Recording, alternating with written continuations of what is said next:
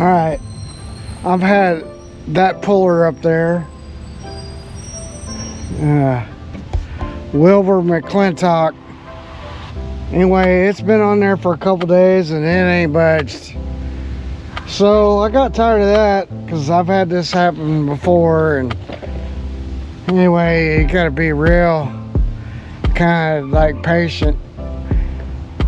Anyway, I finally just bought a puller for my Johnson Evinrudes 378-103. It's a universal puller.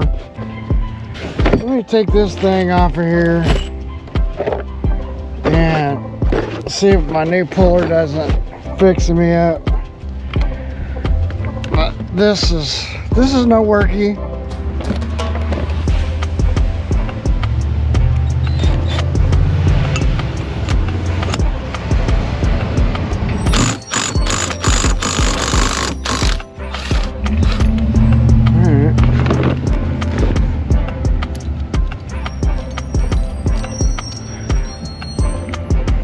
FedEx jamming over there, man.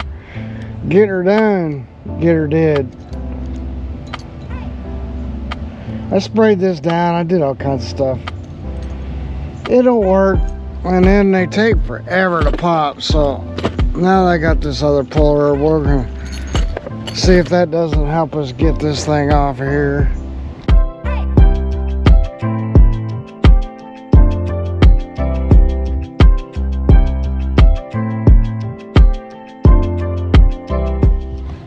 So I bought this puller, and let's open it up, see what it, I got one end open here.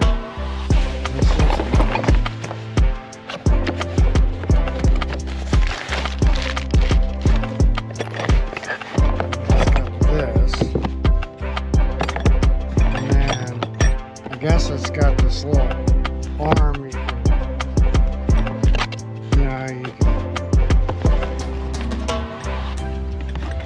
use, and it's got a bunch of different bolts and screws, so let's see what it's got.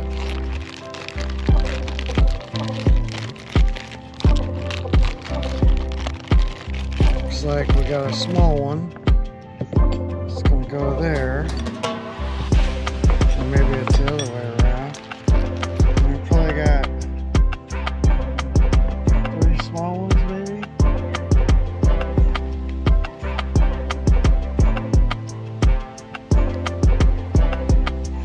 Okay, there's one that's that size.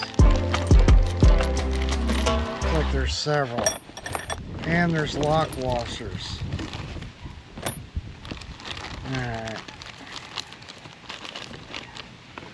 So we got, oh, there went my bag.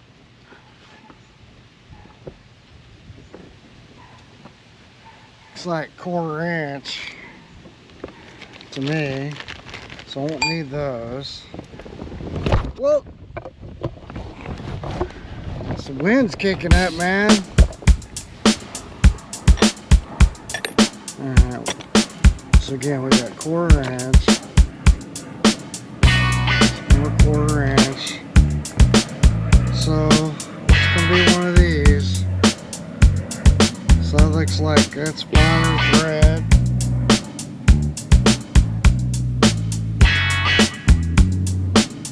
Yeah, okay. So we're gonna be the finer threaded ones. So this one, and this one we're gonna use. And then I guess each one of these gets one of these little washers.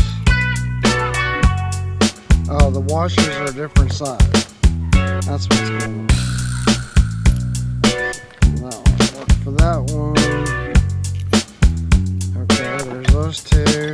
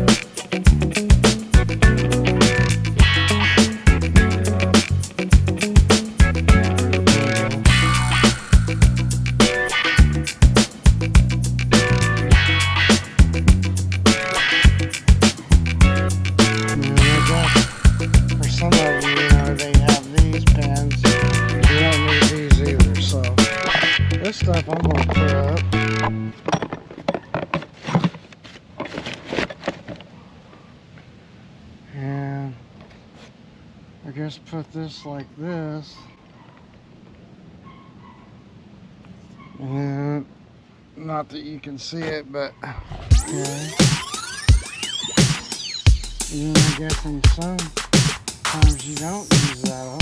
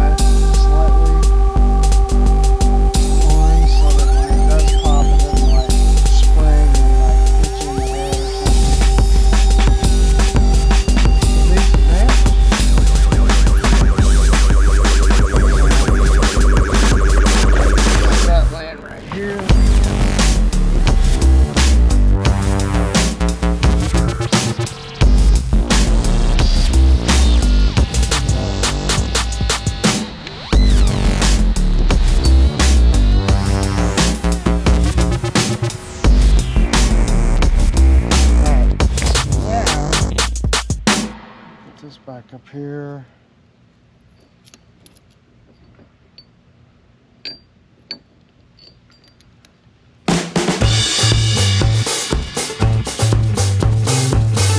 worth $100. Saves me time doing this stuff.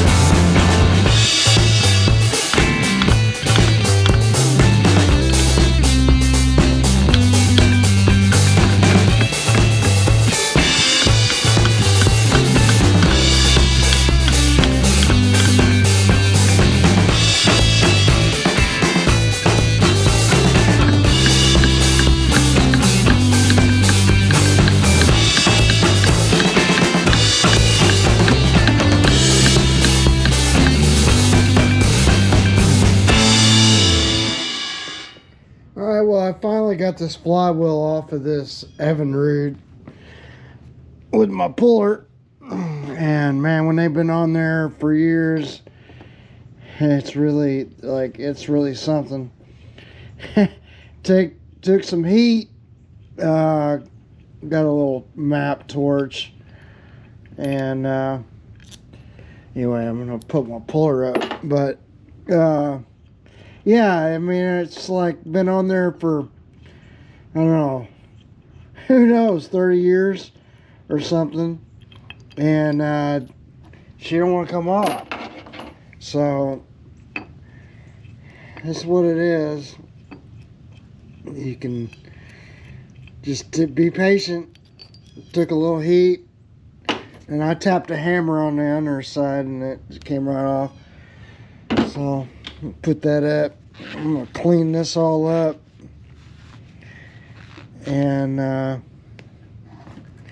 you know, we didn't damage anything. It just kind of, I think right here is where it gets, I don't know, bound or something, and then it just don't want to come off. So you know, just I'll put a lot of anti-seize when it goes back on, and then it'll be easy to come off and on.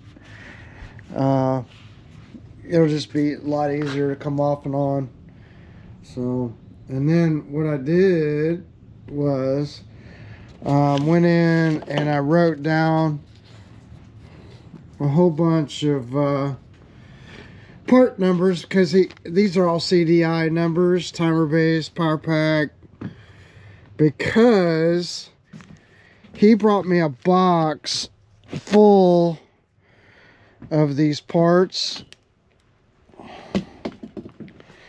They're all like CDI parts, so I want to make sure that what he brought me is the correct parts.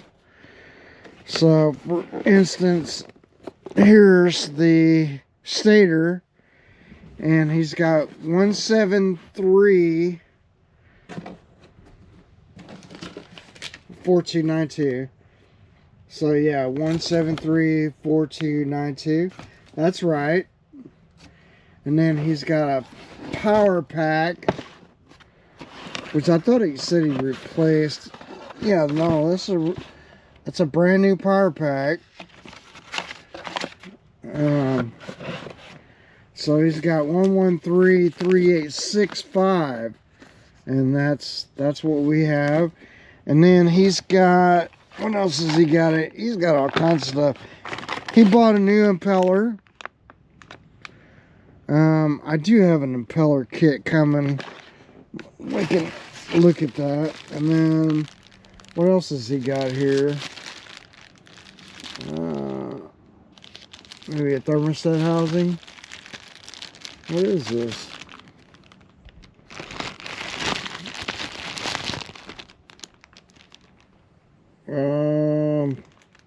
It looks like maybe a thermostat housing. I can't tell. What is that? Anyway, and then he's got a timer base. 113 3853. Yeah, and that's the right timer base.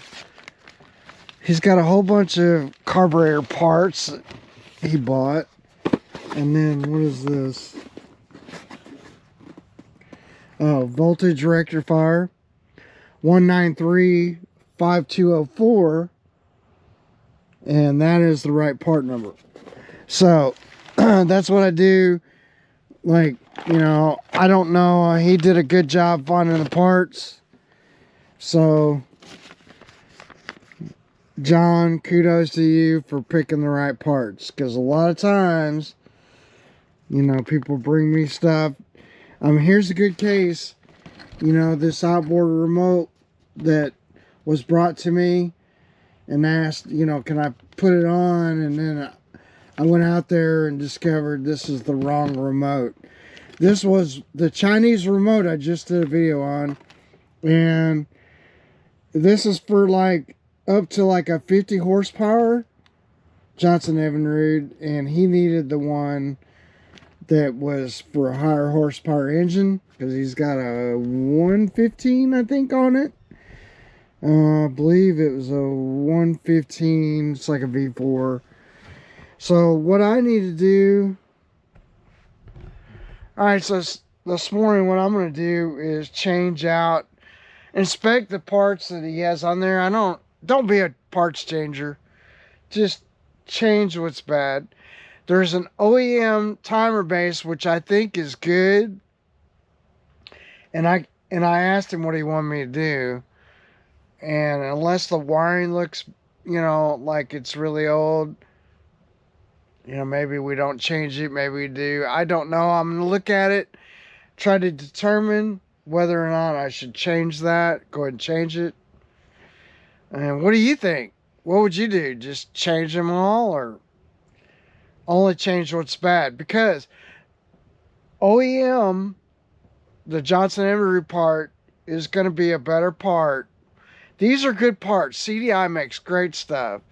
And I'm a dealer for CDI, and I like the company. I think they do. They make some really good stuff. So compared to the other stuff that's out there, CDI is the way to go if you can't get it. But your OEM part, Johnson Evinrude part, is probably going to be a little bit better. But then, when they get old, they're going to degrade a little bit.